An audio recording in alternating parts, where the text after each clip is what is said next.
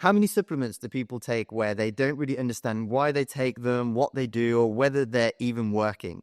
So I'm going to give you some questions that you can ask yourself to understand individually for you whether a supplement is something that you should consider taking, and more importantly, whether it's doing what it's supposed to. Now, quickly, it's important to illustrate that there is a difference between supplements and pharmaceuticals, and patients often have very strong opinions that they're willing to take a supplement that they think is natural versus a pharmaceutical medication, but often they don't really understand the difference. And I'll put on a table here the broad 5 areas that distinguish between a prescribed medication and a supplement. But ultimately, anything that you put into your body, you should look at thoroughly. It's just that pharmaceutical medications have already gone through quite a stringent process to get that approval. And supplements, it's much more of a minefield, which is exactly why we need to have a thorough set of questions that we ask before deciding whether to take it, which I'm going to go through right now. So the first really important question to ask is, what am I optimizing for? In other words, why am I taking or planning to take this particular supplement? A lot of patients will say to me to improve my health, but what do they mean by that? Are they trying to get stronger, fitter? Are they trying to get more energy, better mood, better mental clarity in terms of cognition? Are they trying to prevent disease? Are they trying to increase their lifespan or improve their health span? What is it exactly why they're taking it? Broadly, those things will be divided into one of two. Is it improved health span, which is improved performance or quality of life, which is reasons why people might take something like creatine, for example. Or the second broad category is to improve lifespan, which is either by preventing disease. So maybe they're taking something that's, for example, going to improve their insulin sensitivity, or just one that's purely there to extend life, such as maybe say rapamycin. It also may be to do both. For example, fish oil will help with reducing inflammation, improving recovery, prevent performance, but also help with cardiovascular health at the same time. So both doing health span and lifespan. But it's important to understand what we're optimizing for and why we're doing this, because sometimes there are going to be trade-offs. For example, if you take red rice yeast, which is similar to a statin to lower your levels of bad cholesterol, then that might cause muscle soreness, which might impair our ability to exercise as hard. So what is our priority? And that is a really important thing to keep at the front of mind when deciding what to take, whether to take it, and how much, and what it comes at the sacrifice of. The second question to ask yourself is, what is it? Do you get at a broad level roughly what it does and how it works? Or what it comes from as well? Is it a naturally derived compound, or is it made in a lab synthetically from limestone and natural gas, and all of those chemical elements are put together to create a synthetic supplement?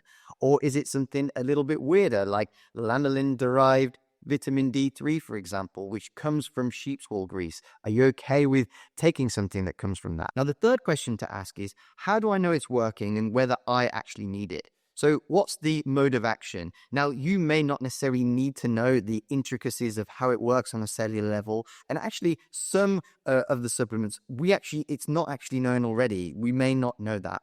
But is there enough safety data to get a broad understanding? And how do we know enough to know that it actually has the effect that we want and that it's roughly safe enough to take? This will help understand the risks and benefits and really whether it's worthwhile. And the more we know about it, the more we can make that decision. Now, this initial video is to show you the framework of how we're going to do this, but I'm going to start applying this to individual supplements to help you understand.